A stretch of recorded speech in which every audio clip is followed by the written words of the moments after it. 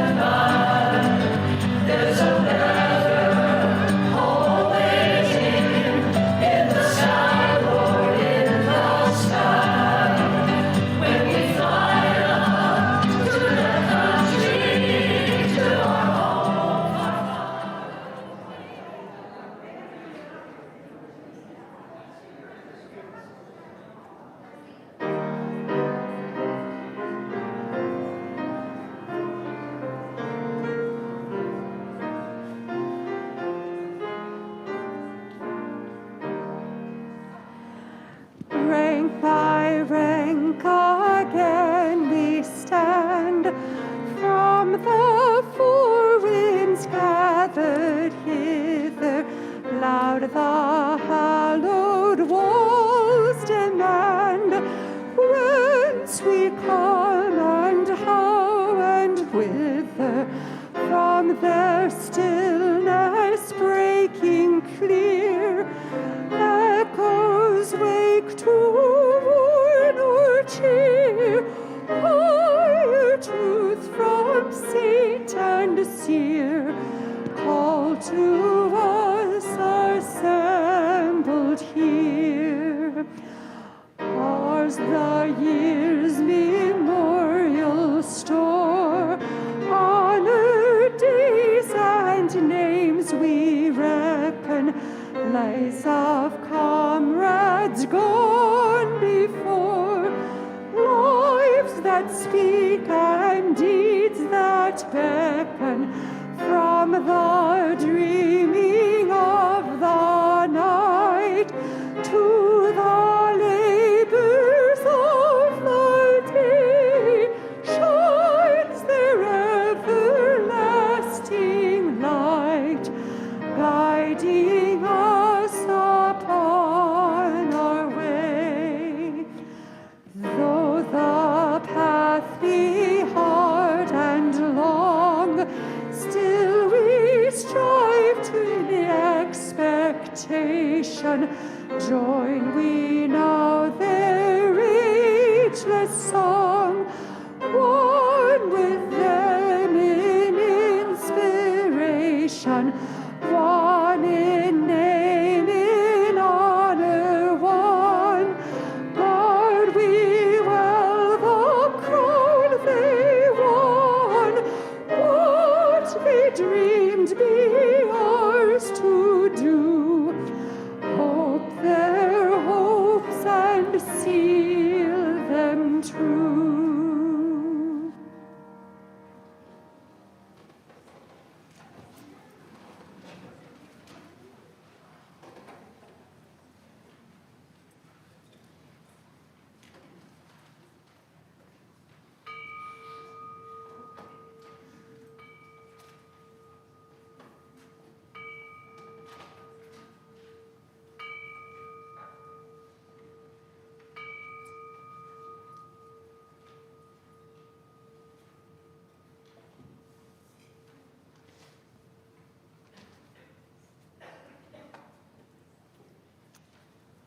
On an ordinary day,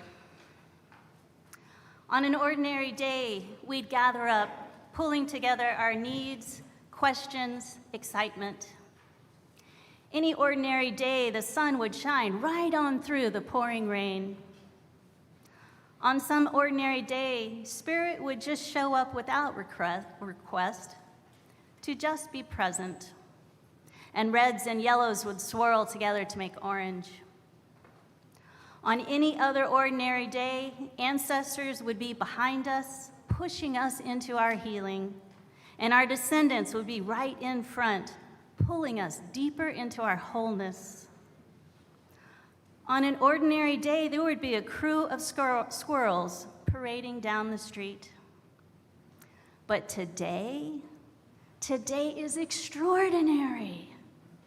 Today, we honor our commitment, our steadfastness, our exhaustion, our dreams that someday an extraordinary day of joy and justice will be ordinary.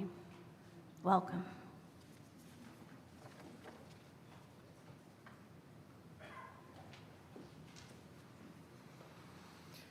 And with these words, it is my honor and the honor of so many of us to welcome you here to the Unitarian Church of Baton Rouge for this most special worship service, a service of installation, which is an honoring not only, though also, of a particular minister. It is the honoring most deeply of a relationship between a minister and a congregation taking form in a new way here. So, for this installation service, centered around the Reverend Nathan A. Ryan, but truly for us all. It is good to be together. I'm Reverend Eric Poza. I have the honor of serving this congregation as interim minister, and the unique honor that I rarely have as an interim minister to get to be present for the installation of the settled minister. And there will be much happening in today's service. This will be a time of celebration, and also we are aware that it is a time of continued pandemic. So we just want to note a couple of things that we are doing. As some of you are already aware, we do have one section of seating on this side, which is roped off for those who will find it helpful to be socially distanced. We do also have in the breezeway, just outside our doors, some chairs set up if you would be more comfortable at any point for reasons of social distancing, concerns about aerosol, or other reasons. That is available to you, and we have speakers out there, so you'd be able to hear just fine, and I'm sometimes pleasantly surprised how well you can see inside from there. We do, though, ask for the continued safety of everyone. Many of us vaccinated, many of us boosted, but some with various reasons why there is, whether that's true or not, legitimate concerns. We do ask everyone to stay masked, and we will be keeping the doors open to allow for some circulation. This is going to be a great service. We have guests from around the nation who have traveled here to take part in this service. And I'll say what's obvious to some of the people who are already here, and probably not, unfortunately, obvious for those who are watching online. There are more people in this room right now than there have been in over 2 years. And it is a joy.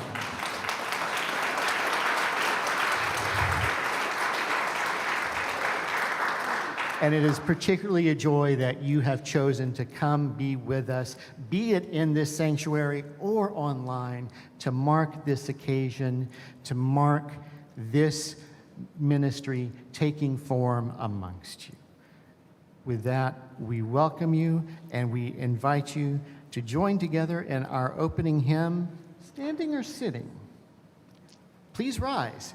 Number 47, if you like your hymnal, its words will be on the screen, now on land and sea descending.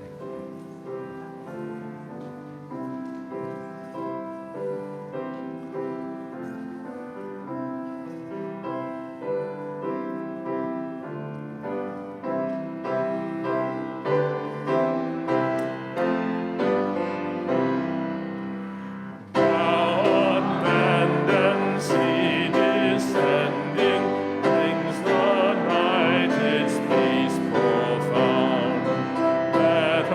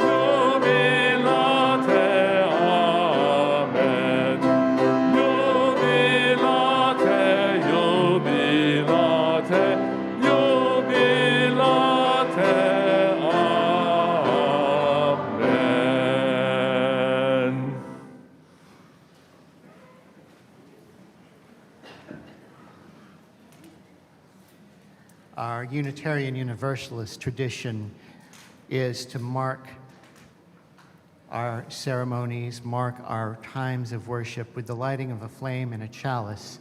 It is a tradition during installation services and ordination services of new ministers for the chalice to be lit by the family of the one being honored. So I invite the Ryan family, Lauren, children, and to come forward. And as they light the flame in this chalice,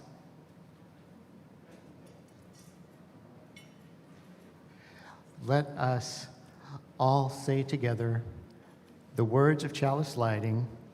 With hope to make this a better world, we light this flame. Its light is a symbol of the power of love.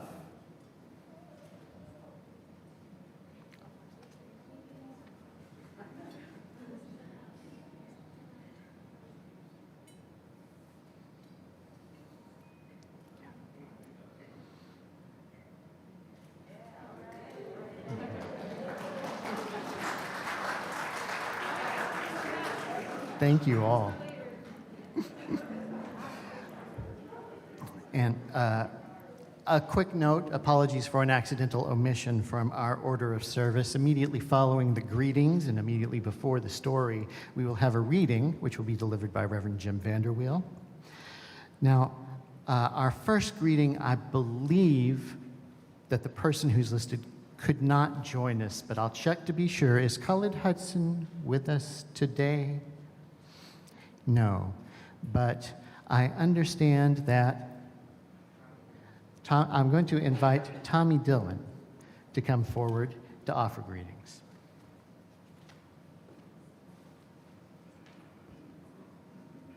Good afternoon. I'm Tommy Dillon. I'm the Episcopal priest at St. Margaret's and Dean of the Episcopal Deanery in the Baton Rouge area, but I'm also here representing Together Baton Rouge.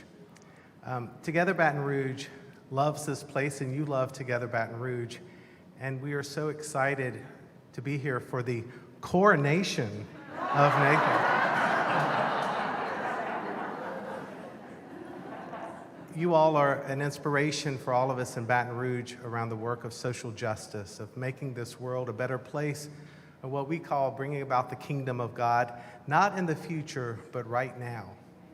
And so you live that out, and everywhere I look in here, there is the face of the Creator.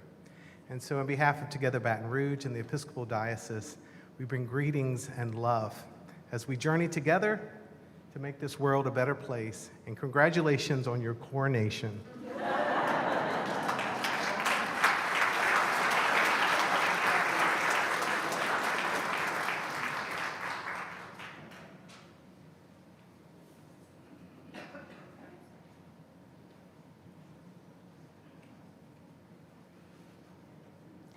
Good afternoon. I am Kathy McGowan. I'm bringing greetings from the Unitarian Universalist Association of Congregations.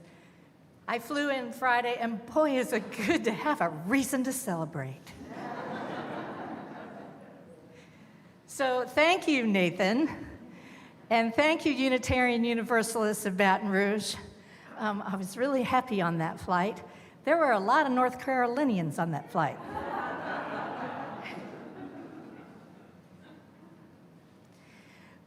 We are known to say often that faith development is all we do. Unitarian Universalism is the faith we teach, and the congregation is the curriculum. That means y'all. I come bearing greetings from the Association of Congregations, of you all, of congregations all over the world. That is who I am representing, but it is you who are teaching the faith. It is our congregations who are the curriculum. It is you, Unitarian Universalists, here in Baton Rouge, and as you travel the world, that people learn what Unitarian Universalism is. And I thank you for holding that and doing that well. We are amongst the faithful here. And I have great gratitude for every single one of you who is teaching Unitarian Universalism well. Representing the association, for those of you who do not know, we are the national presence of Unitarian Universalism in the world. So we are one of the most visually seen representations. We are there to amplify the values of Unitarian Universalism to the wider world, but it is you who do the good work. So when something as brave and wonderful and strong and mighty and thoughtful and wise as calling someone like Nathan Ryan to lead you into the next part of your becoming, we say thank you. Thank you for the wise decision you have made, because Nathan can only lead those who want to be led. It is up to you to do the good work and carry out the ministries of the congregation, but that will be done under new leadership of the lead minister, Nathan Ryan. Good job, y'all. So on behalf of the Unitarian Universalist Association of Congregations and Covenantal Communities, I bring you greetings of love and hope and great joy. May it be so.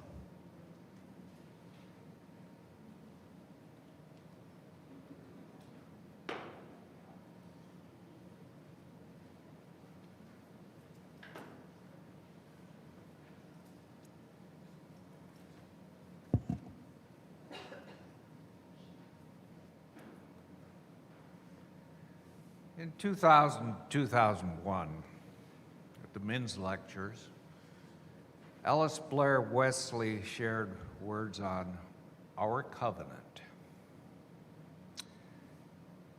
Here is some of what she said. We human beings are promising creatures in more than one sense. We are born with promise, potential. We do not and cannot create, with the promise of intelligence, of appreciation, of creativity, of cooperation, and most importantly, of love. We human beings are promising creatures too, in the sense that we can only do great and worthy things. Indeed, we can only survive when we make and keep promises of loyalty and faithfulness to the ways of love with others. We human beings are also promise-breaking creatures. We violate our covenants in small ways, in tragic, disastrous ways. We human beings, especially in a culture so complex as ours, are part of many communities. We need one, our freely covenanted church community, in which our purpose is to be reminded of and to take account of the promising character of human beings in the widest possible sense, that we may answer the summons, the call of all that is holy to live with authenticity and integrity and joy and resolve. It is certainly possible for people to be in an implicit covenant without saying so. They just gather and act together freely, in love, and for good ends. Recognition of this fact is at the heart of our concept of the Church Universal, that measureless company of people whose goodness has been and is effective in shaping human history throughout history. Yet it is also very important to distinguish between the church individual, church universal, and a particular concrete and local free church, lest our understanding of the free church become an empty abstraction, a fuzzy ideal bearing no relation to the everyday lives of actual people. Our local church covenant needs to be as clear and explicit as we can make it, that we may teach it to our children as the reasonable explanation they deserve of why we do the things we do in this church, and that we may invite others, as many others as will, to join us in making and renewing again and again our promise of loyalty to the ways of love that matter most in human life, that we may fulfill our promise. For the Free Church Covenant is at bottom the covenant a free society requires.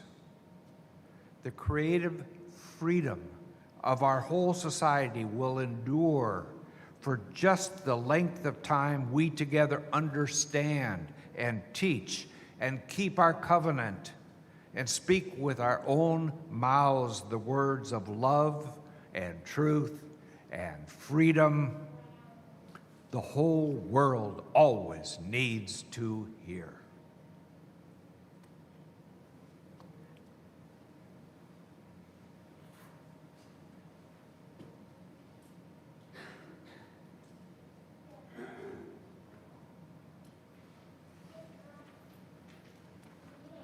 Wow, y'all, this is a full room. It is so good to see all of you. It is mine today to bring the story. The story is a midrash from the Rabbi Mark Gelman from a book called Does God Have a Big Toe? Before there was anything, there was God, a few angels, and a huge swirling gob of rocks and water with no place to go. So the angels asked God, why don't you clean this mess up? God collected rocks from the huge swirling glob. He put them together. Some of the clumps, he said, these will be planets. Some of the clumps, he said, these will be stars. And some of the rocks, well, they will just be rocks. And the angels said, well, God, it's neater now, but is it finished? And God said, nope. And then God collected water from that great swirling glob of rocks and water. And he said, some of these pools of water will be oceans. Some of them will be clouds. And some of the water will just be water. And the angel said, okay, God, it looks neater, but are you finished now? And God said, what did he say? Nope. So on some of the rocks, God placed growing things. And on some of the rocks, he placed creeping things. And on some of the rocks, he placed things that only God knows what they are. And after God had done all of this, the angels asked him again, is it finished yet? And God said, no. So God made two people from some of the water and some of the stardust. And he said to them, I am tired now. Please finish the world up for me. Really, it's almost done. And the people said, we can't do this work alone. We're too small. You're bigger than we are, and you have all the plans. And God said, you are big enough, but I agree to this. If you keep trying to finish the world, I will be your partner. Partner, said the people, what is that? God answered, a partner is someone you work on something that is too big for either of us to do alone. If you have a partner, it means you can never give up because your partner is depending on you. So on the days when I think you are not doing enough and you think I am not doing enough, we are still partners and we will keep trying to finish the world. And that's the deal. They all agreed to that deal. So the angels asked God, is the world finished yet? And God answers, I don't know. Go ask my partners.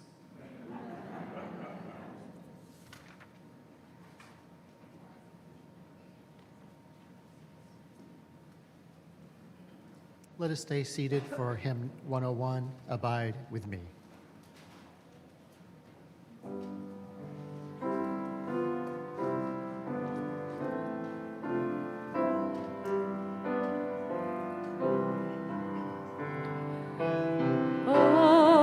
Abide with me, fast falls the evening tide.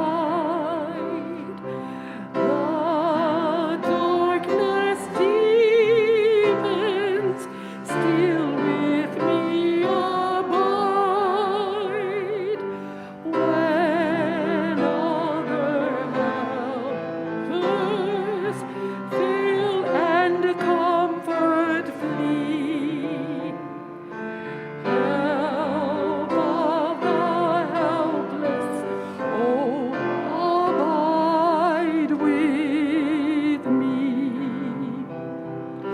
Swift to its close, ebbs out life's little day. Earth's joy grows dim, its glories pass away. Change and decay in all around I see.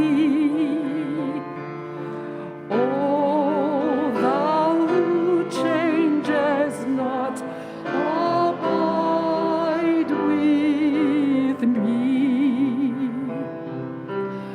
I fear no foe, with thee at hand to bless. Ills have no weight, and tears no bitterness. Where is death's sting? Where great thy victory? I triumph still if thou abide with me.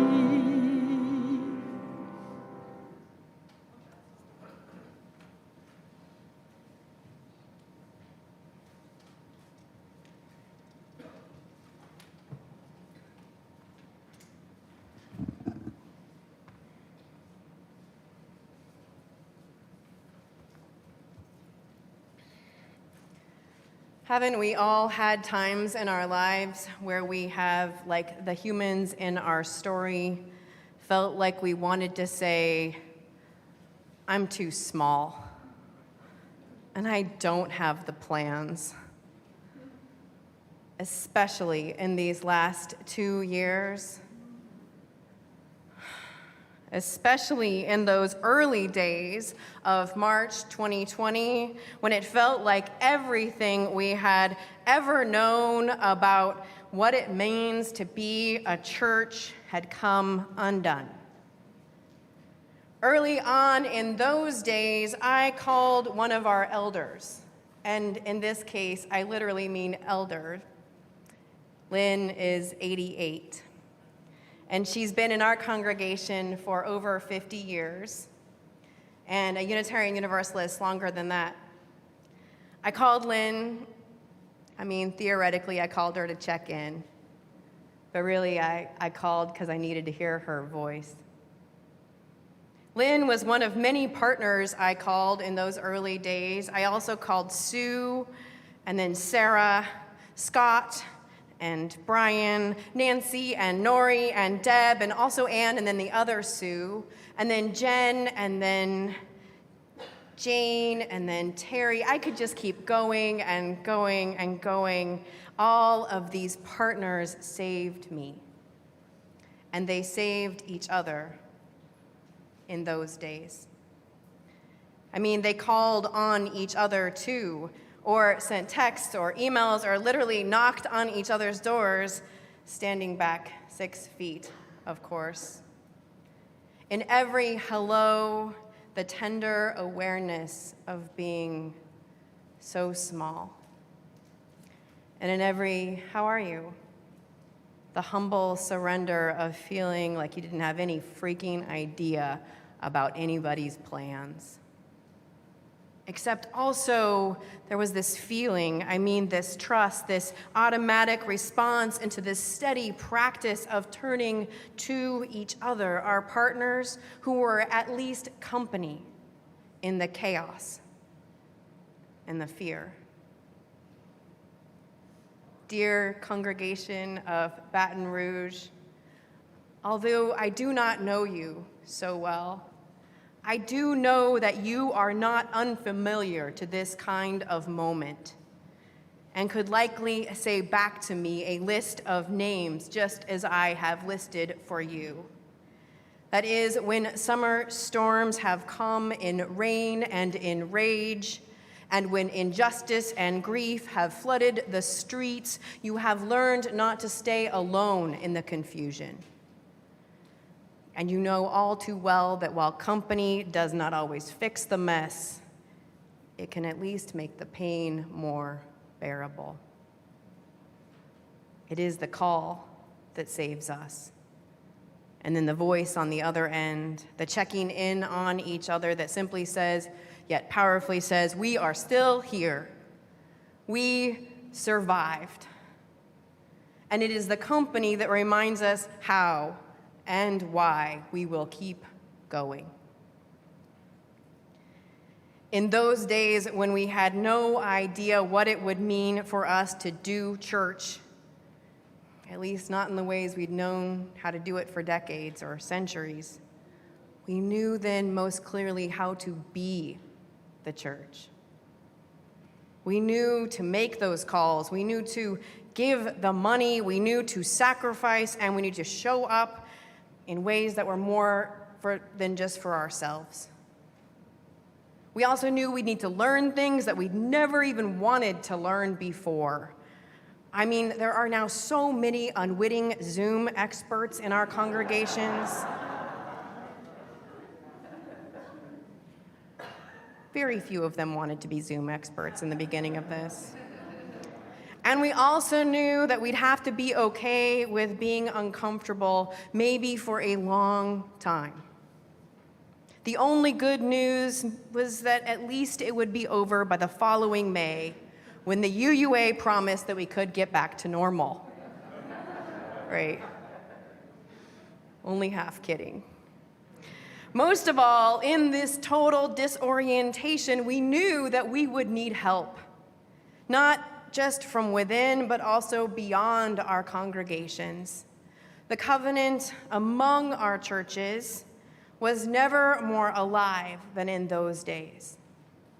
And never have we worried less about distinctions in formal roles or credentials.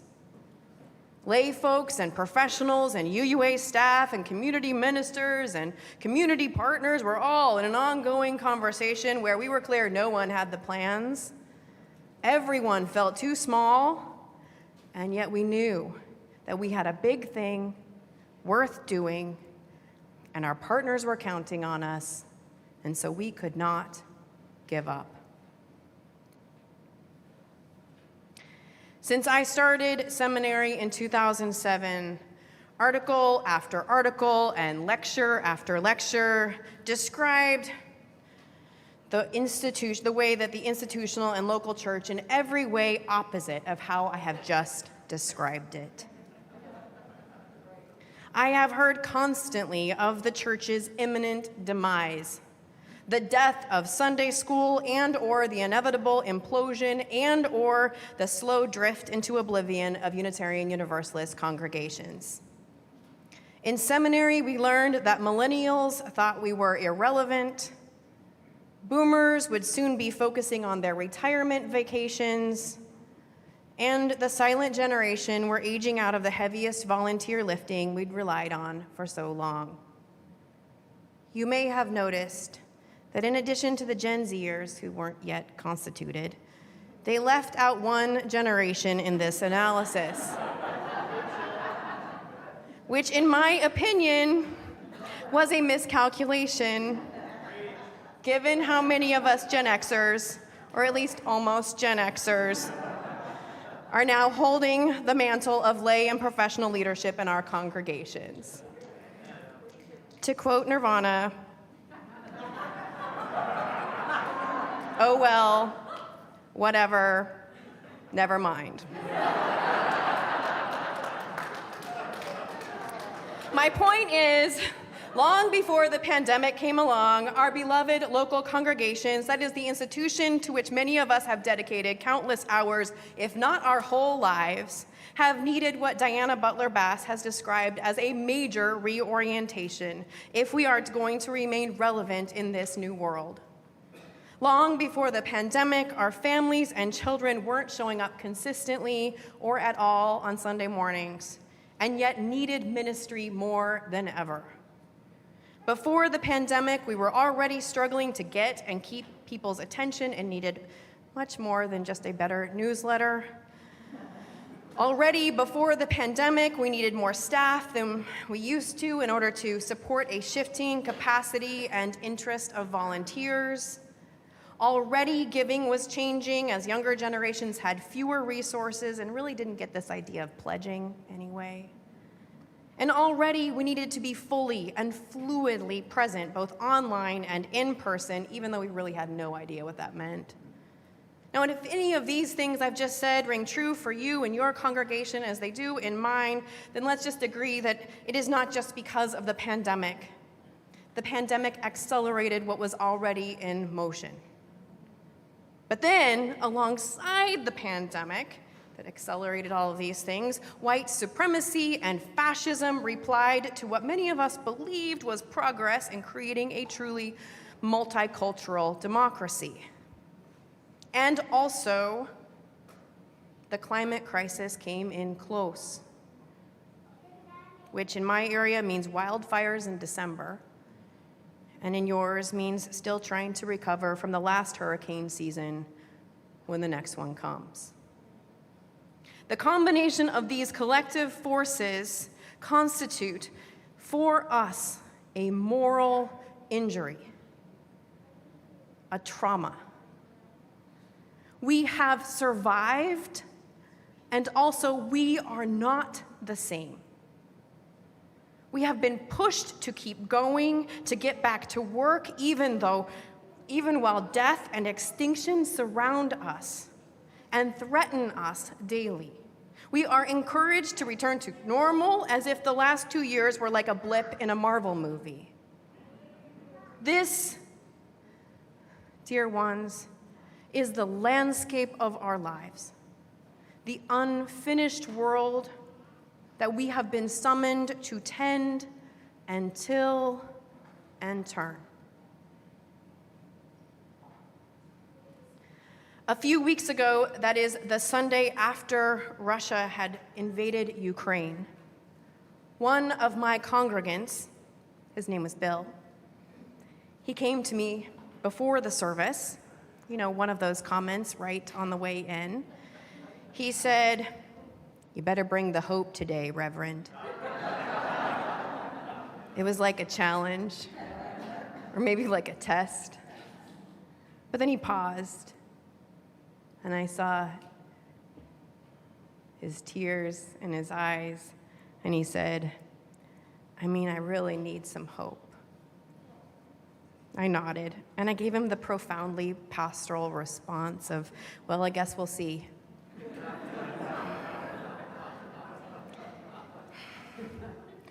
You never know. It was before our 10 o'clock service, which is a service that we have totally redesigned since coming back in person last fall.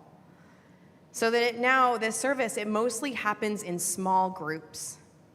So to start, the groups, they're for all ages, everyone from all those generations. They check in with each other, they are company for each other. And then after that, we come briefly all together, one big group, before we split up again. This time, kids go one way, adults go back into groups. And this time, those groups are just the grown-ups. There's a meditation and a sermon, and then the rest of the time, those little groups, they just talk and listen.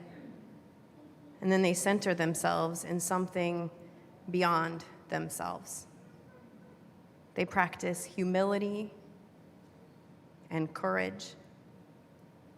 And every Sunday, there is an energy in the room as they turn to each other that is a vulnerability and also a hunger as they weave a renewed practice of partnership. And as they discover once again what it means to not have to do it alone, and as they remember or maybe learn for the first time what it means to be the church. As the closing song finished that Sunday, I saw Bill walking towards me with a soft smile. He said, "I get it. This is the hope."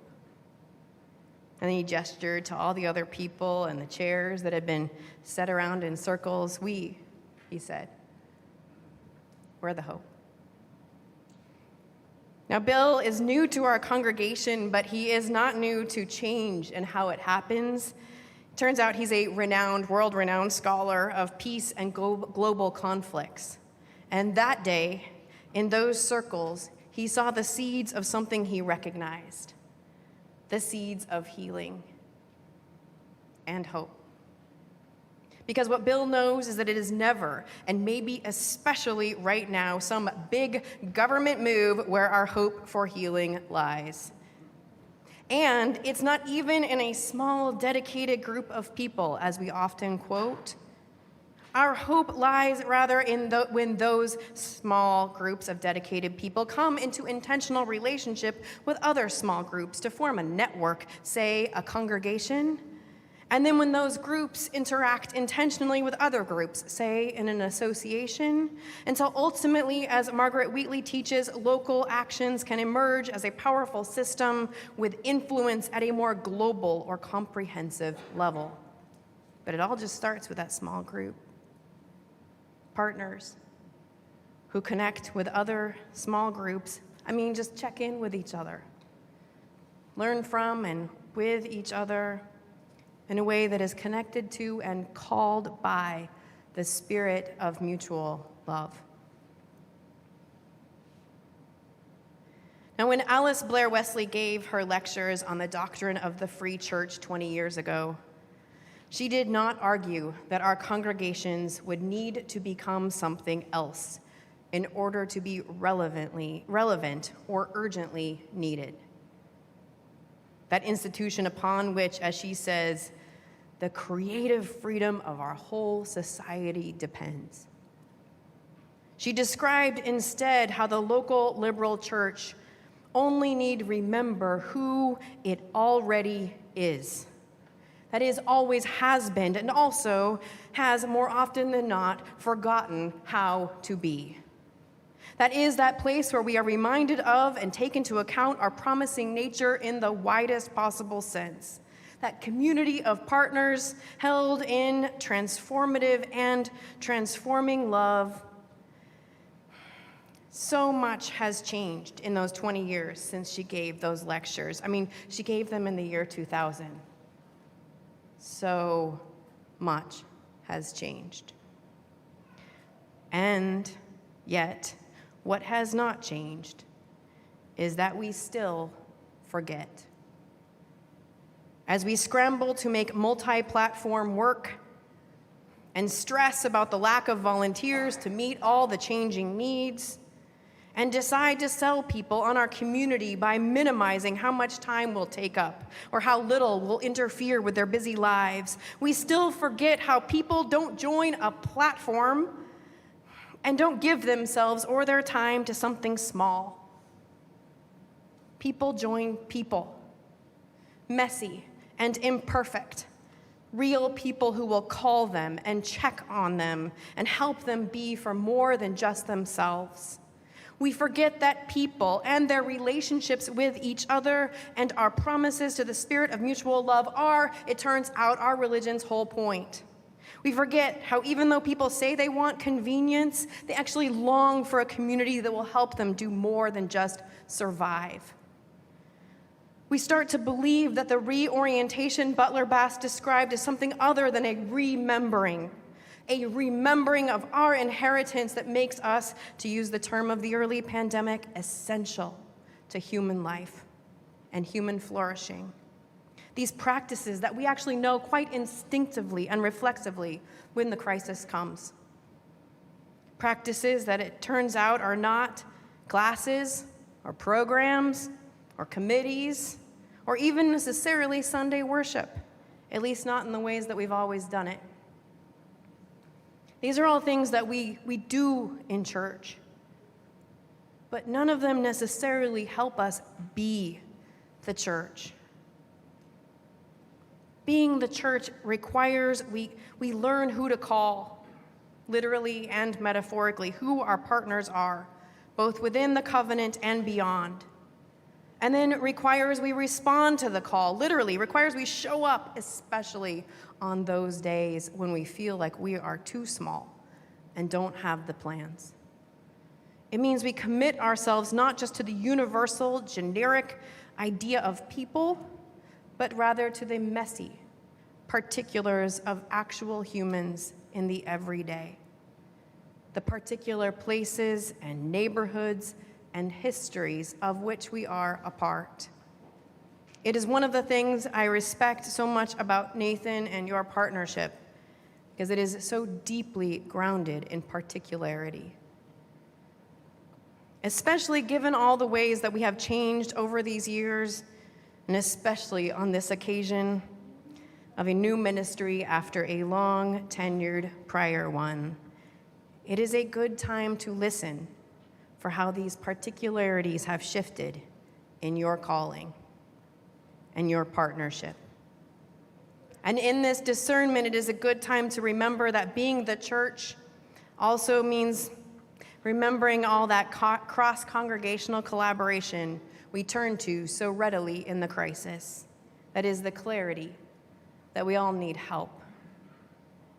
These instincts to work across our congregations are too often crushed by our egos and our white supremacy culture, but releasing ourselves from the lie that each congregation must do all the things itself means we can open ourselves up to that grand interconnected network that leverages those local realities into real power.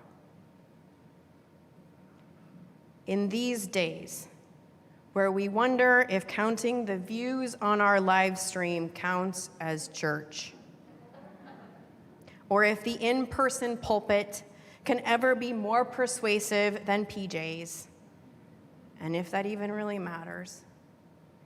In these days where you, or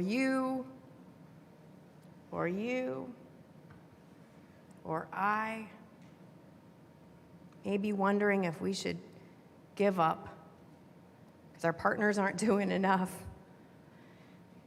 In these days, let us remember that while our survival is a miracle, survival is too small a dream for our big faith.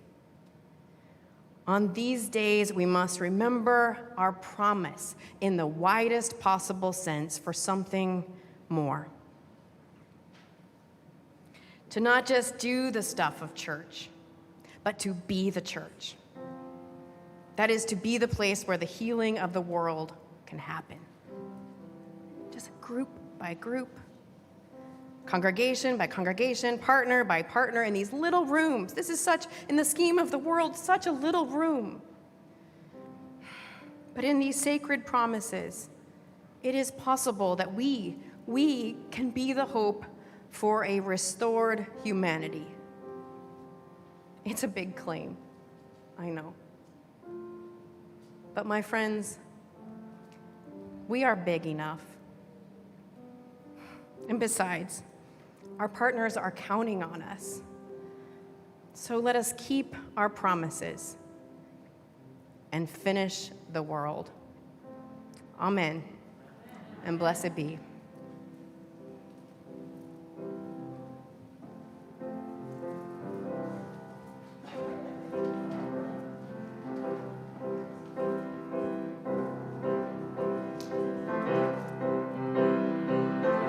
I wanna be ready. I wanna be ready. I wanna be ready when joy comes back.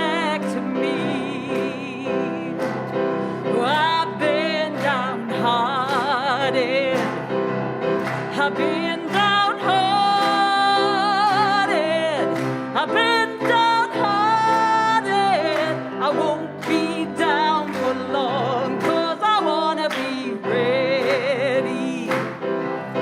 I wanna be ready. I wanna be ready when joy comes back to me.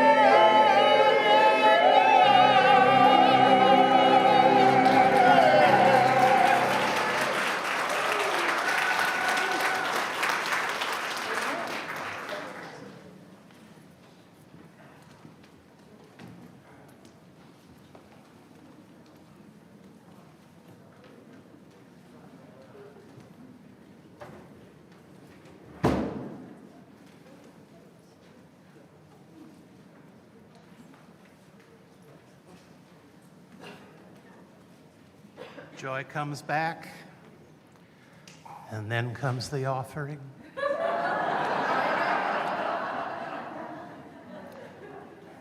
I need y'all to indulge me for a minute. This is not an everyday occasion, and this is not an ordinary offering. I'm told every penny you contribute today will go to the Living Tradition Fund, nowhere else. On occasions such as this, installations, ordinations, the service of the living tradition at our annual General Assembly, the annual UUMA worship service honoring ministers who have served 25 or 50 years, and sometimes at a celebration of a milestone in a particular minister's career, some achievement, or their retirement, or even their memorial service, we take a collection for the Living Tradition Fund. That fund is not some big pile of money in Boston. It's a ministry we share to those who are called and decide to serve as Unitarian Universalist ministers. So I want to make this moment for us a human moment, not just a money moment. And I want to do that by telling you about this fund and about my own story of being in the ministry. The Living Tradition Fund was established in 1988, only 34 years ago. I wonder what we did before. And it exists to provide financial support for ministers who, for whatever reasons, in whatever circumstances, are in need of financial assistance. There are three broad areas of support: emergency assistance grants to seminarians, ministers, other religious professionals, other congregational staff, retired ministers, and their loved ones.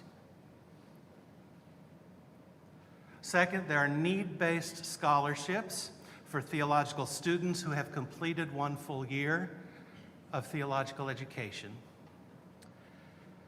And third, new minister assistance to reduce the burden of high educational debt repayment. The 1988 General Assembly requested that our congregations include a collection for this fund in ordination and installation services like this one that they host, and over the years, that request has become a tradition among us. And I'm here to tell you that now and then there have been occasions when the spirit of generosity has moved folks to have collections on other celebratory occasions, like the ones I mentioned a minute ago, and that if you go to the UUA website and search for Living Tradition Fund, you'll find information about how to make an online credit card donation whenever the Spirit moves you.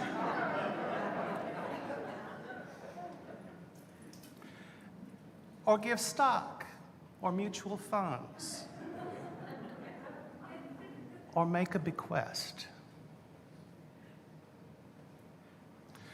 My own relationship to this fund began after seminary because I was fortunate to receive grants from my seminary that greatly reduced the cost of my education. I had a work-study job in the seminary library and some savings that got me through. But as a new minister, I soon needed to pay off my Stafford loans.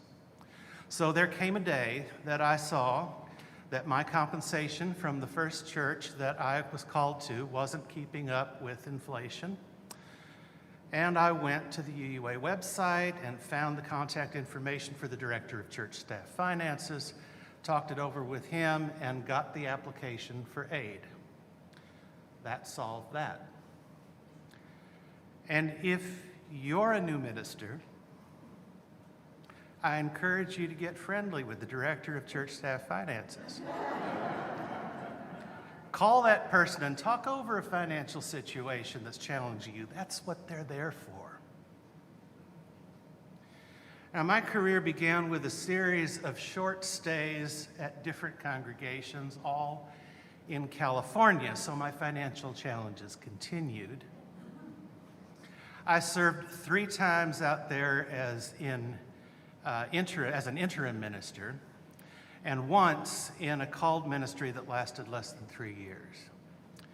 In each of the interim positions, I thrived, but I didn't adequately research and negotiate with the church that called me, and honestly, I didn't yet know myself well enough in the role of a religious professional to know what I needed to make sure that I got into my serving agreement, and much less did I understand how I needed to balance my life in that role.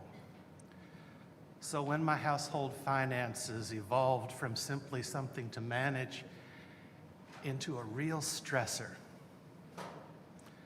I was grateful that this fund was there. There are alternatives to the Living Tradition Fund that Church Staff Finances can also help you with. Twice in my career, I have had to liquidate my retirement account, or a chunk of it, in order to resolve my debts. This is a more common story than many of you might be aware.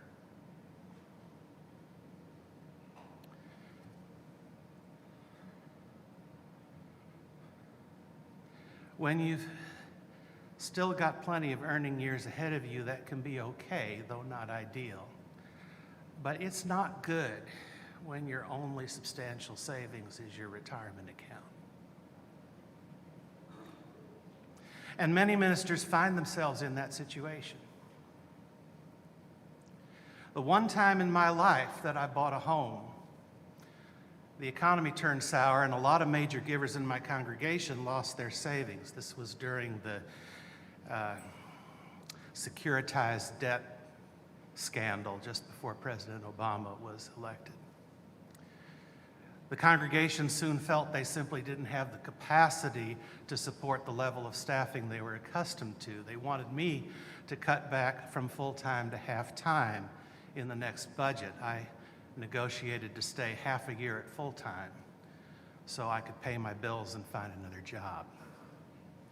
I ended up on the state unemployment roll for a year and then found a job as a hospital chaplain and seriously considered leaving parish ministry to work for a nice, big, stable company until I realized what was happening to spiritual care in hospitals. That's another story, but suffice it to say that I was prepared happily to move and even take a half-time position back doing what I'm called to, parish ministry, serving a congregation. Now, as I wrap this up, I need to make a brief digression and talk about the role of ministers in congregational leadership. So many new ministers spend way too long trying to figure out what their role is on a church's board of trustees. And that role is relevant to this appeal. So I think it's a good thing in this moment for us all to be reminded of. In most of our church's bylaws and in most of our minister serving agreements, there is a provision that says the minister shall be a non-voting ex officio member of the board. Now that's all you really need to know what your role is on a church board. But you need to understand that that's bylawsese for a theological statement. Whether they realize it or not, when a congregation puts that language in its bylaws, or in your serving agreement, they're saying, we want our minister to be with us as we do this work of leadership, to help us be our best selves, to do our best work, and to do the right things. The two key terms in this provision are ex officio and non-voting. Not everyone understands what ex officio means. It means by virtue of office. Many people think it means unofficial or something like this. No. Because you're the minister, you're at the table. Nobody votes you in because they want you there for the reasons I said. Why? Well, that's why you're non-voting. They want you to hear them. Help them be their best selves and do their best work. That's your role. That doesn't mean you can't have an opinion and don't wish sometimes you could vote. But your role in that meeting is to be the voice of UU values, to reflect back to them the values that they share and are in church to live into. So lay people, that's my role with you in this moment. You know it's not always easy to be your best self and live into your best values, don't you? You know that it's hard to do that when you're stressed.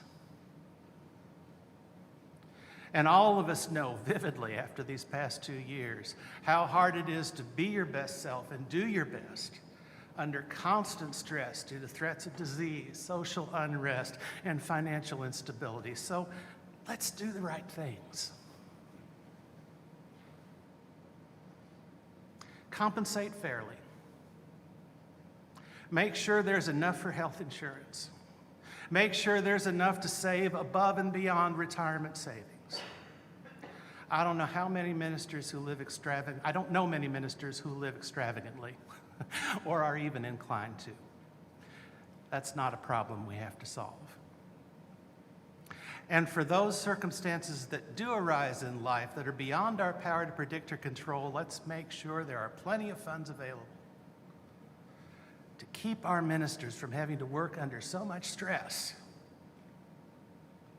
that they find it difficult to be their own best selves, let alone help you be your best self. We know that our ministers are human, that all have their foibles and flaws just like you. You can you imagine, inspiring others in the pulpit week after week when what's most on your mind are the bills and taxes you aren't sure you can pay? Can you imagine being fully pastorally present to someone when you can't replace your 12-year-old car and every trip is a risk?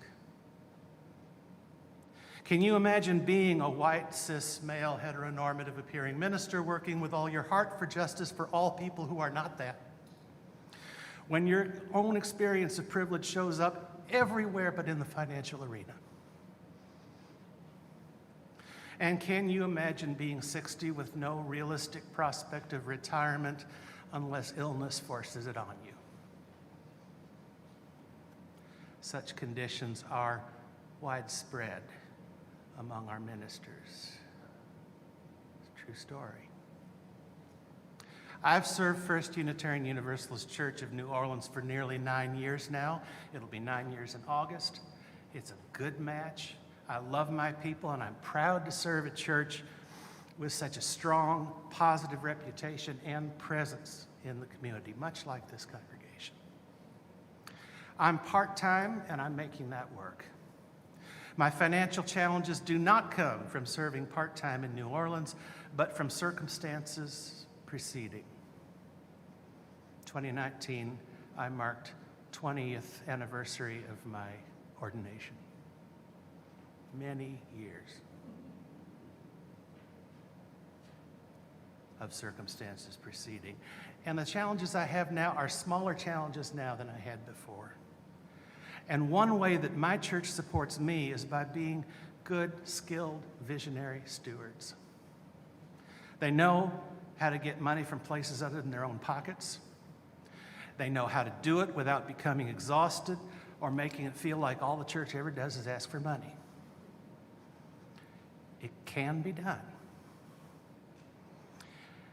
And they make sure, individually and collectively as the church, that they have something left over after taking care of themselves and their staff to help someone else. So I say unto you, the generosity of individuals and congregations helps to strengthen and support our professional ministry by keeping this important resource, the Living Tradition Fund, available. Please, give generously.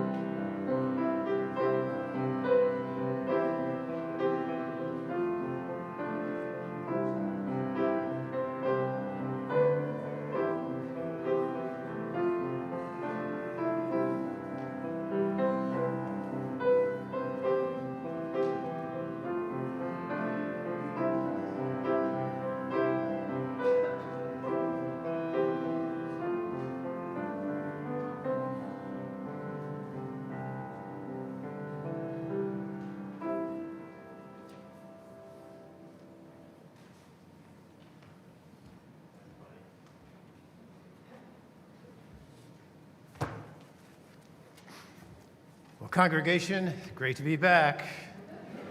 Choir's back in the house. Whoa.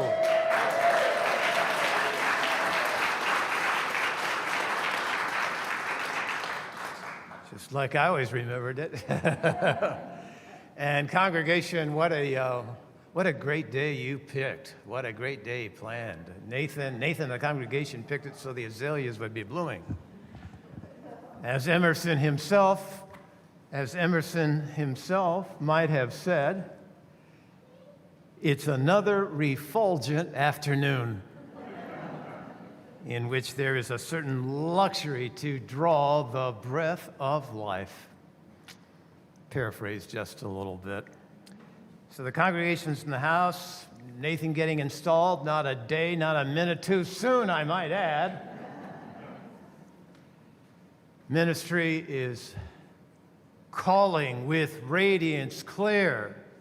Work toward a planet transformed by our care. That's one of the messages I got out of the sermon today. I have been waiting for a joke about the installation. Is there time for a joke about the installation? That old joke about how do you install a Unitarian Universalist minister? Now, I really did enjoy the coronation joke, but you will notice that the congregation really had a belly laugh on that one. So how do you install a Unitarian Universalist minister? It's sort of like putting in a new light bulb. The minister climbs up the ladder, somebody holds the ladder for safety's sake, and all the rest of the congregation is on the floor making sure the power doesn't go to his head.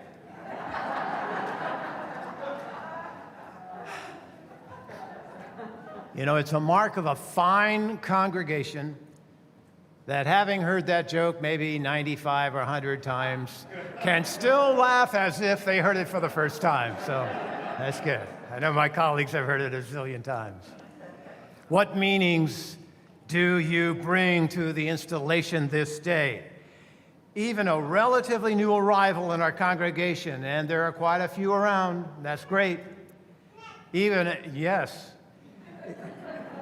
a relatively new arrival in our congregation would recognize the touch points of continuity. That's the word, continuity. A continuing worshiping congregation since 1951. Lay leadership that had a vision at the outset with clergy first to assist them to serve the fellowship that later became a church. You know, we started out as a fellowship. A key point of continuity marks the nomadic history, and I'll point in the westerly direction because that's how the nomads worked, from pillar to post, from house that got taken out by the interstate to et cetera, reflecting a founding principle of religious freedom in this country and the formation of Unitarian congregations in Eastern Europe. May I say, bless the descendants of our Unitarian forebears.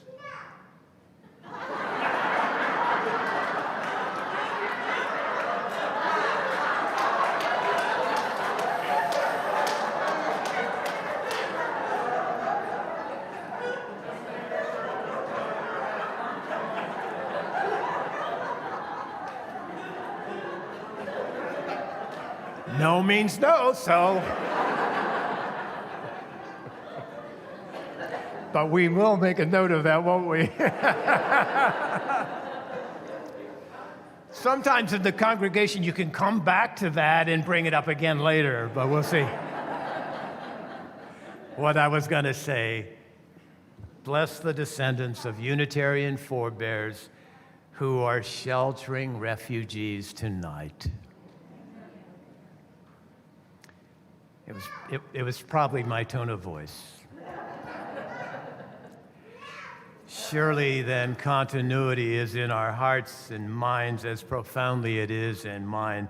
A small fellowship with great ambitions, that vision of a great future here in Baton Rouge with possibilities and probabilities, becoming a good church on good wood. And it's remarkable that the Reverend Albert Orlando, may he be at peace, may he rest in peace. Albert Orlando was told a couple of times before he traveled west from New Orleans, before the days of the interstate, he'd often point out that he was, several told him, that he was wasting his time coming up to Baton Rouge because there'd never be a Unitarian church here. So I think some healthy defiance is part of our DNA. I've known it to be true in our congregation.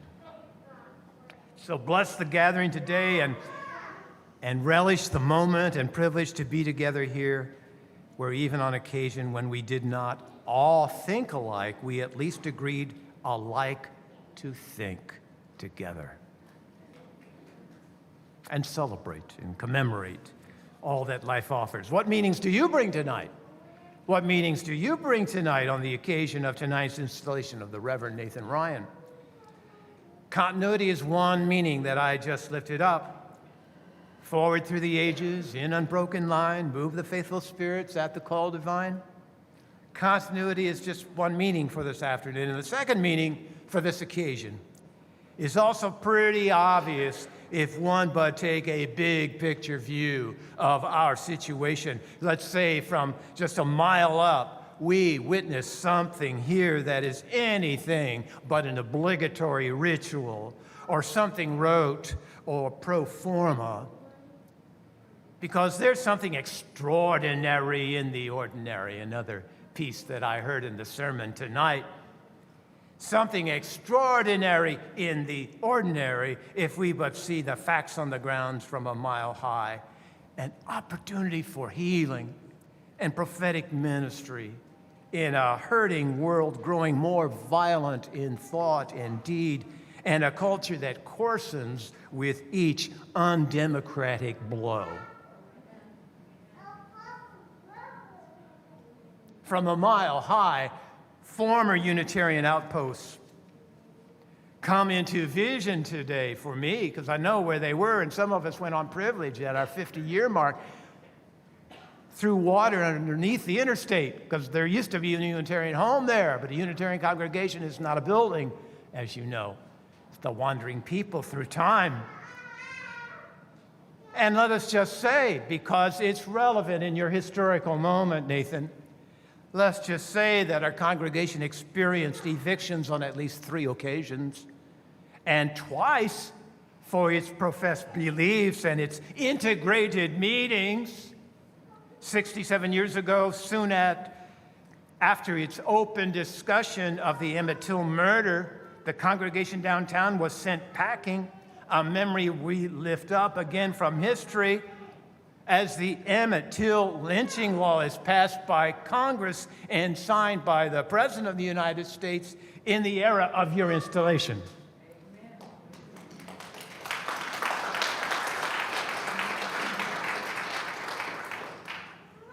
Among the postscripts of that story is the reality of Theodore Parker's notion of the arc of justice. And you don't need to applaud this, but I'm going to say it. You don't need to applaud it, but I'm going to say it. The racist organization that caused our expulsion succumbed to a rightful institutional death.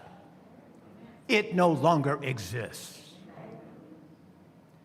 But evil rises in new garb of interposition, as King said, and nullification, and retrograde ideologies.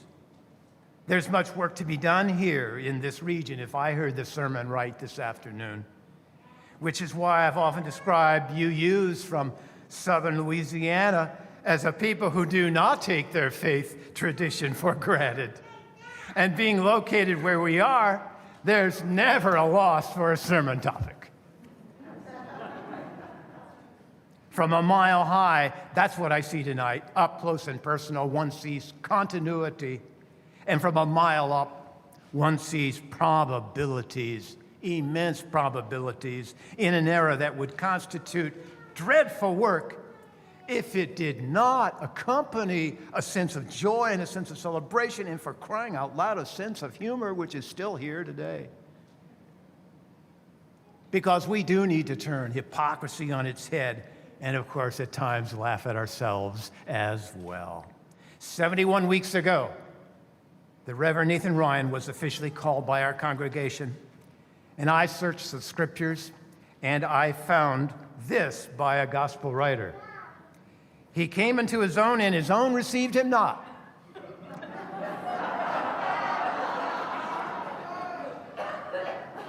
That scripture does not apply to you. Happily so. Happily so, they do not. Although you've been tested. The meanings of continuity and great possibilities are pretty obvious to me this afternoon. Just saying.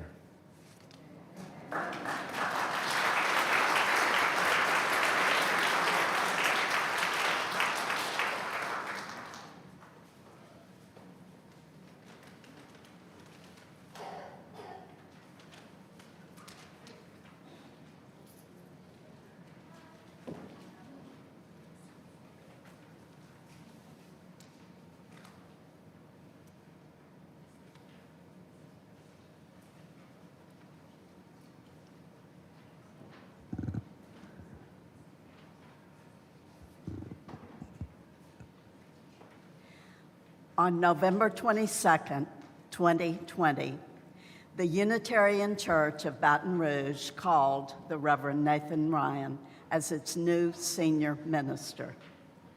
Having served the church as associate minister for 8 years, he was selected via our search process and assumed his new position on January 7th, 2021.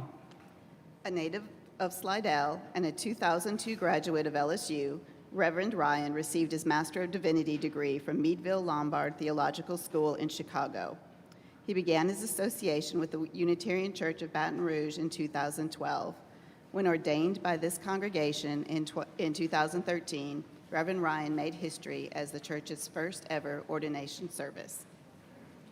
As a free congregation, no right is more precious to us than that of choosing our own minister. Likewise, no right is more precious to a Unitarian Universalist minister than of choosing the congregation they will serve. The coming together of congregation and minister assumes special significance where there is involved, as here, a great tradition of liberal leadership. It is with profound reverence, therefore, that we formally recognize the relationship now existing between the people of the Unitarian Church of Baton Rouge and the Reverend Nathan Ryan, whom we have freely chosen and who has freely chosen us. Our choice is based not only on our heritage, but also upon the hopes and aspirations we hold for the future. This service symbolizes our rededication to creating a just and loving community. We affirm by this act the goals towards which we aspire and the ideals by which we are sustained and strengthened. Will the members please stand as you are able and join us in the following words? We cherish our church for its historic achievements and for its efforts to keep abreast of changing times and changing human needs. We celebrate its devotion to freedom, its belief in the intrinsic dignity and worth of humanity, and its responsiveness to the desires and aspirations of its people. We cherish the memory of those who founded, nurtured, and progressively transformed our existence as a congregation. We cherish our church for all that it has to give, the friendships it makes possible, the loyalties and common endeavors it fosters, the imagination, activism, and creativity it stimulates, the comfort and solace it brings, the quickened sense of conscience it engenders, and the influence it exerts on us, our children, youth, and the wider community. We cherish our church for what it may yet become through our united efforts. Having thus expressed how we treasure our church, we now entrust its ministry to you as our new senior minister. We are confident that you share our mission in full measure and that you will do all in your power to promote our love, our interconnection, and our personal transformation, and advance Unitarian Universalism in Baton Rouge and beyond. We offer you our honored and unfettered pulpit. With joy and a deep sense of responsibility, I take up the ministry to which I have been called. I pledge myself, so far as the power in me lies, worthily to maintain the freedom of the pulpit and to speak the truth in love, both publicly and privately. I further pledge diligently to fulfill the several offices of worship, instruction, counsel, service, and administration. I will conduct my ministry for the renewal and consecration of life, and will strive in all things to understand and dislodge oppression, and to promote freedom, justice, righteousness, love, and excellence among all people. Let us say together, with understanding and faith, we mutually accept and welcome each other. We celebrate this day, and we joyfully move forward in our shared ministry. And in celebration of this day, your congregation presents to you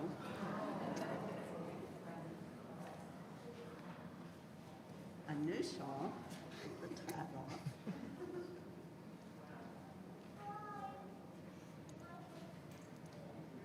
Can I hug?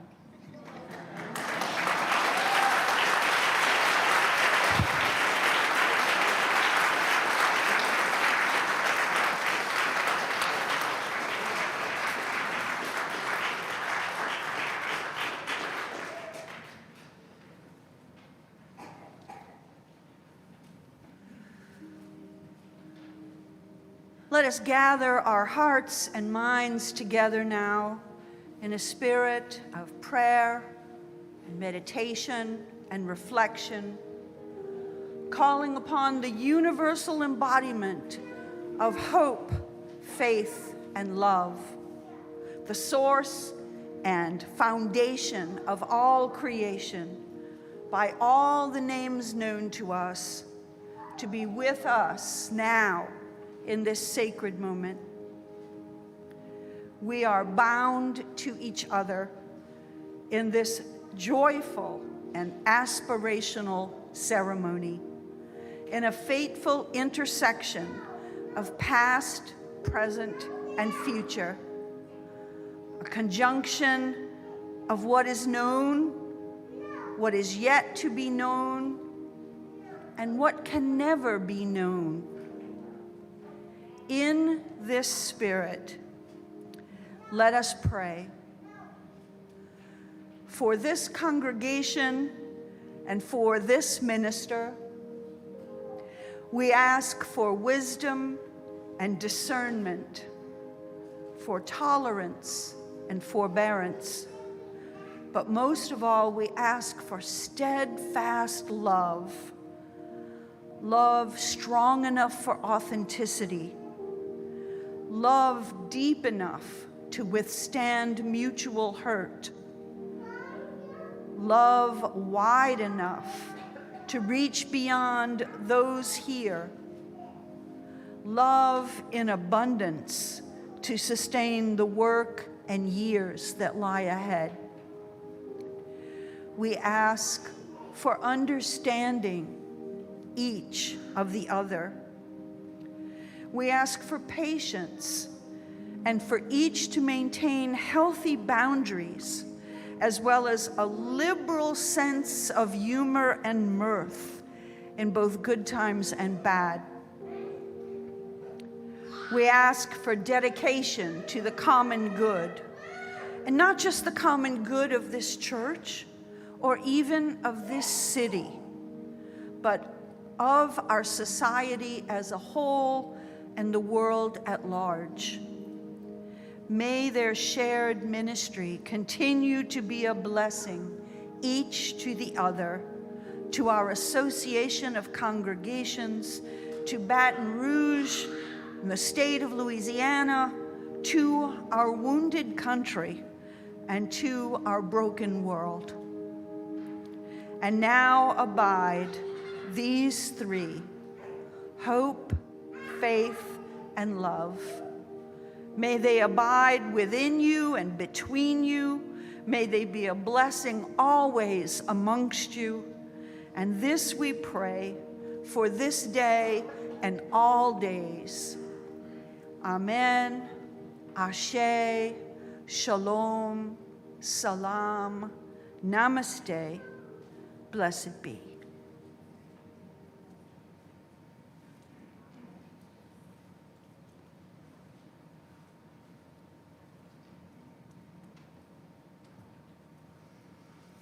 We just heard a beautiful prayer.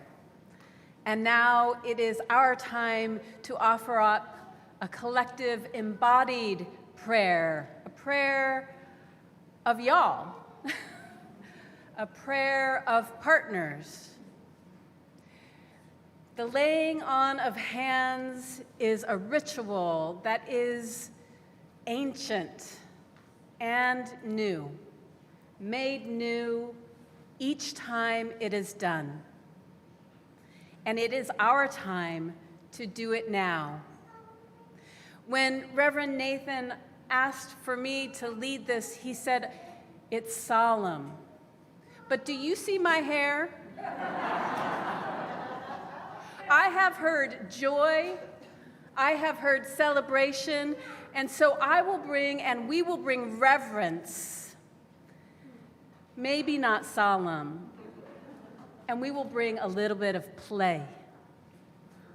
So I want to ask Nathan to come forward. He knows best where to sit so that you all who are not here in the room will be able to see him.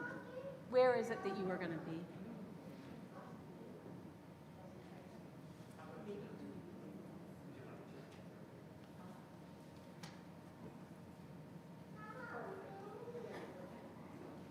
And now I invite Nathan's family, Lauren and Theo and Viola and Mom and Dad. Will you come forward, please?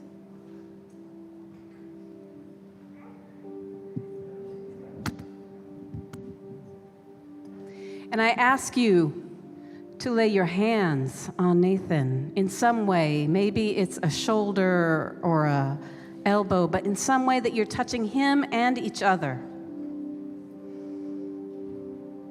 Is that happening? So it is. Okay, so then I have a special, we got to find the right place. Because there all has to be connection. So Theo, I have an ask for you. Will you hold one end of this and ask your dad to hold the other end? Oh, all of you, are you touching each other?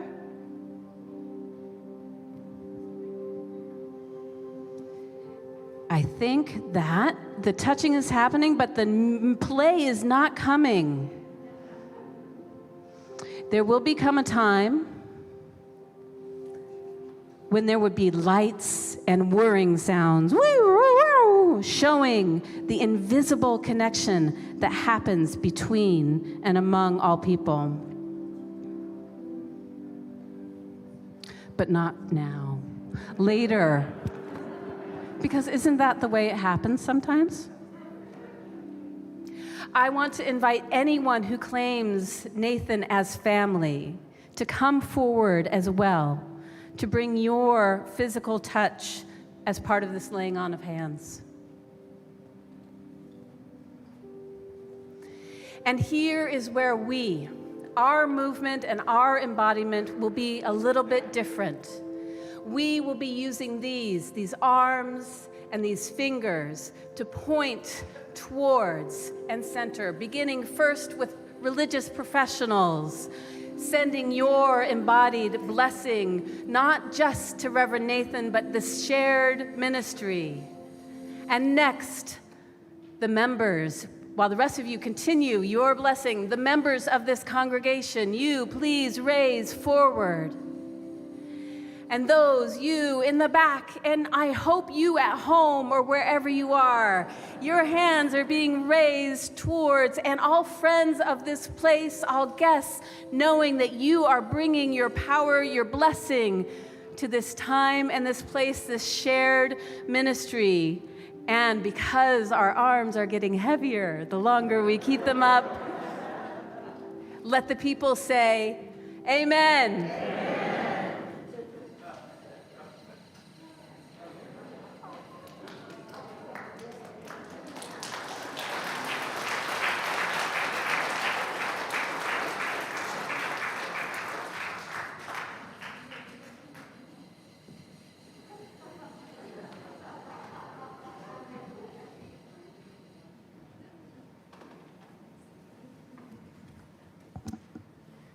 Reverend Nathan, you have been on a journey with the Unitarian Church of Baton Rouge for many years. So this charge is not about tentative steps as you begin your ministry. This is about the return, again and again, to well-trodden paths. This is a charge to patience, to love, and a healthy dose of Nathan Ryan clarity and directness. So to you, Reverend Nathan Ryan, stay true and serious and firm in your course toward greater justice, pushing yourself and your beloved congregants toward seeing perspectives beyond your own race, gender, sexual orientation, and viewpoint. Know that in doing this, you are walking a path of your religious foreparents who risked everything except their moral compass to answer the divine's call to make this world a more just and loving place. Stay true and funny and a little weird in your course toward more joy and emotions. From squirrel parades to bringing your colleagues from around the country for a shared ritual of grief and mourning, a ritual which you organized and did not take credit for because you knew it was more important that the whole came together. Know that your creativity and distinctive ideas can make a grieving partner laugh, maybe for the first time in months, can provide solace to a lonely soul, and bring people together when they feel so very far apart. Stay true to your incredible family, Lauren and Theodore and Viola, as I know you do in every way. But sometimes you may need to remind your congregation around their needs too, because you are a parent, a husband, a son, a brother, an uncle, a friend, and so much more than reverend. And all these identities make you a better minister because they make you a more patient, loving, and loved human being. Finally, stay true and loyal and honest with your people, your congregants. They will break your heart, and they will save it every time. Stay with them, love them, challenge them. Reverend Nathan Ryan of the Unitarian Church of Baton Rouge, your path forward may be well-trod, but it may also surprise you again and again. Know that you are not alone on this journey. Your Unitarian Universalist community will be there with you for each new discovery. And may your shared discoveries be full of wonder, joy, some hardship, and a whole lot of grace. Amen.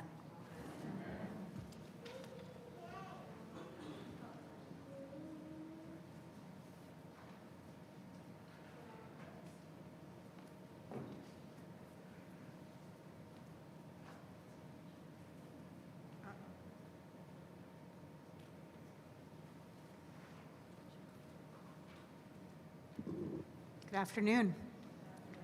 I'm Karen. I'm Kristen. I'm Laura. And I'm Jennifer. We all went to seminary with Reverend Nathan. And that experience, that time together, is the place from which I draw two ideas that I want to share with you all. The first arose out of a ministry of prayer that we offered to each other every morning that we were together, in whatever configuration. We'd start by forming a circle, holding hands, and then we'd wait together in silence until one of us was moved to speak aloud. And that person would voice a gratitude and an ask for that day. These prayers were a way for us to open our hearts to the divine and to the divine in each other that was made by us and was already around us. And they held us as we met what was being brought to us every single day. They were powerful because they were part of this cycle of growing trust in each other and in the divine. Prayer in this way both requires trust to begin and nurtures trust as we practice. The second idea arose within me as a mantra that I started saying in seminary, that it was all about me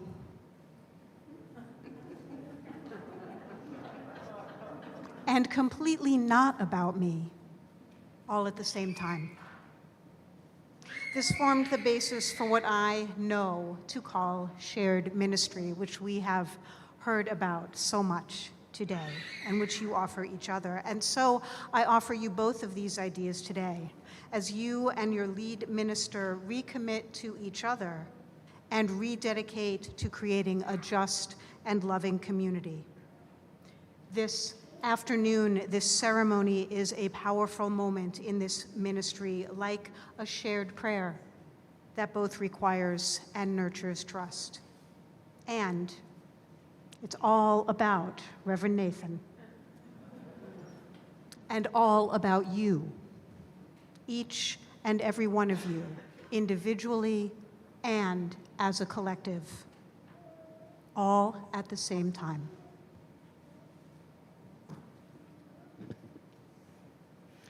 I love the holy why of the Unitarian Church of Baton Rouge and what it calls you as a congregation to do together.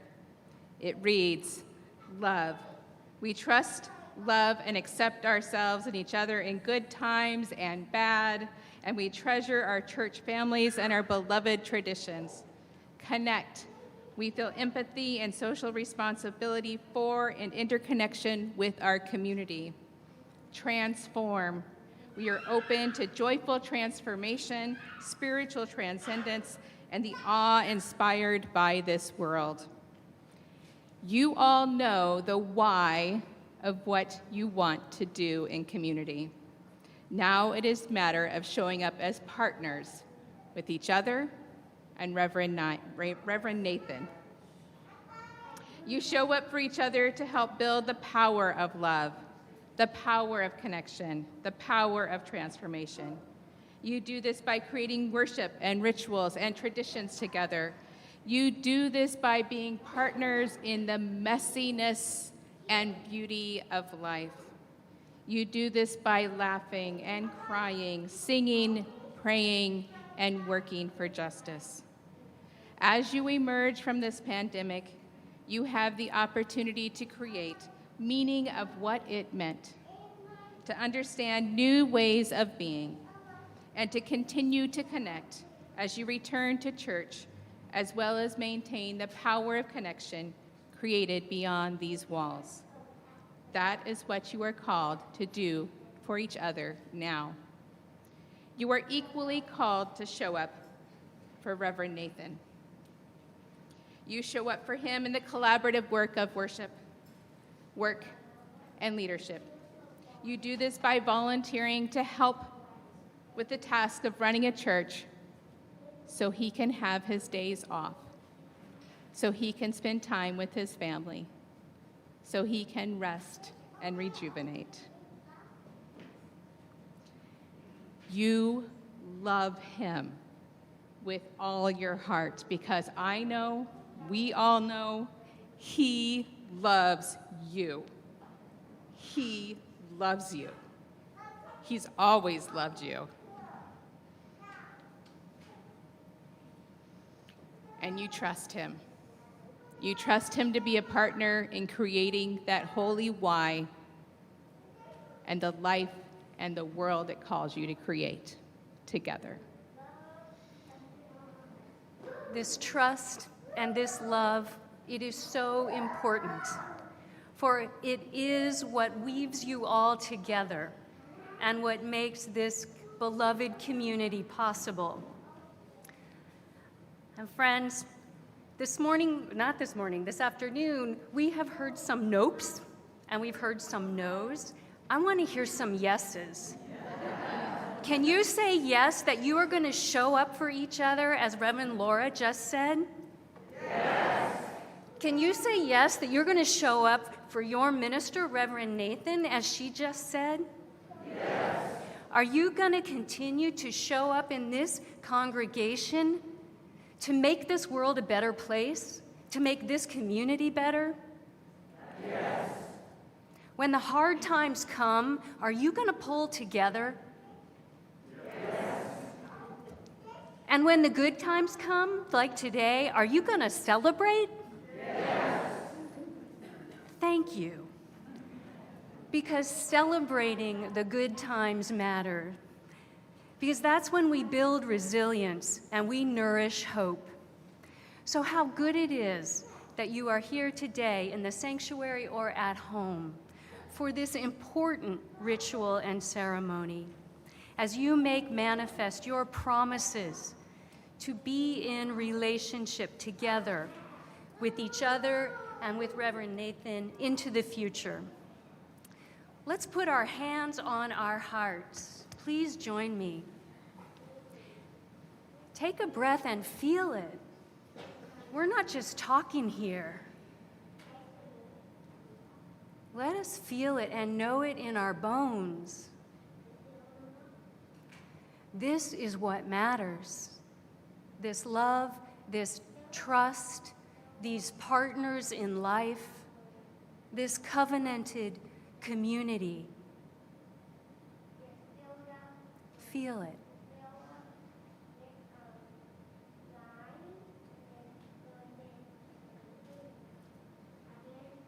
Store it away for the times you need it. And remember, this is a shared ministry together. When you need him, your minister will be there. When you need each other, you will be there. When you all need us, because we all need each other, we will be there. Because you matter. This community matters. Your relationship with your minister matters, and our shared faith matters. Don't take it for granted, any of it. In these times of fractured trust, of deep division, of isolation and injustice, the bonds of this sacred community matter deeply. They are precious and they are powerful. Celebrate this day. Celebrate this commitment to shared ministry and celebrate your minister, because he is amazing and he is yours.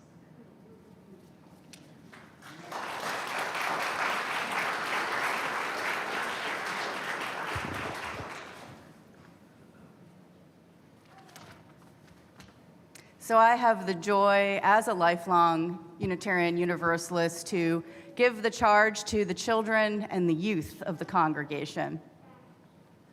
As I found meaning, transformation, and joy in this faith, I want the same for you. I want you to claim Unitarian Universalism as your spiritual home, as your religious tradition. But before I or anyone else can ask you to commit your lives to this faith, ask Unitarian Universalism to commit to you. For you are not the future of our faith. You are vital members of our faith now. So I charge you to share what you need to support you in living lives that reflect our Unitarian Universalist values and beliefs. Say you need strong budgets and resources to serve your programs. Say your point of view and the wisdom of your generation are to be taken seriously and incorporated into the life of the community. Say you want to meet with your religious educator and or your ministers in times of loss and heartbreak. Say you want to be included in all of the ministries of your congregation. Claim your presence within your congregation and within Unitarian Universalism, because you are not waiting in line to lead. You are leaders now. Claim that leadership and shape Unitarian Universalism so that our actions may match our life-saving and life-giving message for your generation and beyond.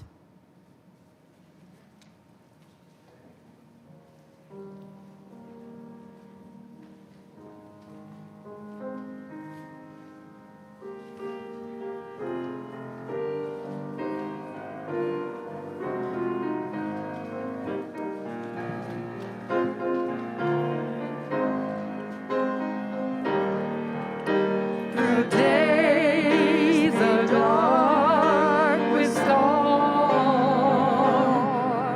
and burdens weigh my heart. The troubles wait at every turn. I know, I can go on. My sorrow fills my soul, and burdens make me strong.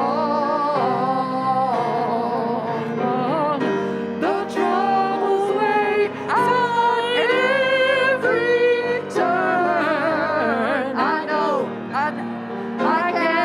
can go on. And though the journey is long, the destination is near. The troubles wait at every turn. I know, I can go on.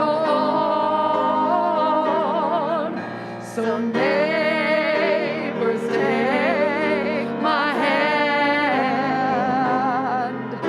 and friends, come sing my song. The troubles wait at every turn. I know, I can go on.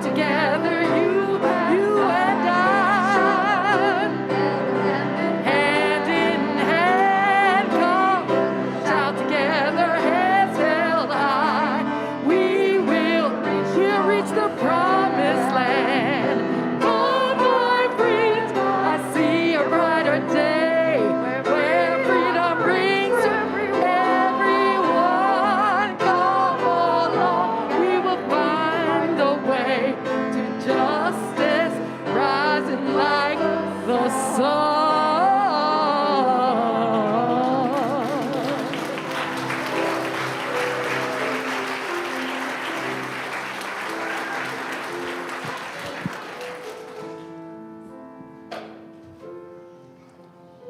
So the only time I talk is right now. And I've been thinking about this for a long time, what to tell you.